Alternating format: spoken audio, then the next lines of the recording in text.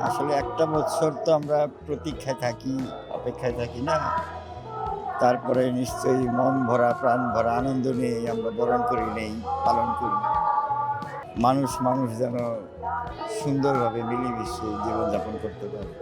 জাতি, ধর্ম, বর্ণ নির্বিশেষে সব মানুষ যেন যার পথ ধরে শান্তিপূর্ণভাবে সহাবস্থান করে জীবনযাপন করতে পারে।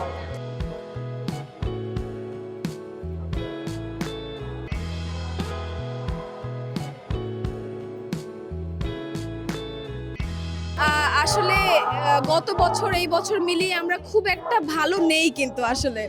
আমি চাবো শান্তি। আমার প্রধান চাওয়া থাকবে একটু শান্তি চাচ্ছি। মানে দেশ, ফ্যামিলি সবকিছু মিলিয়ে শান্তি চাচ্ছি।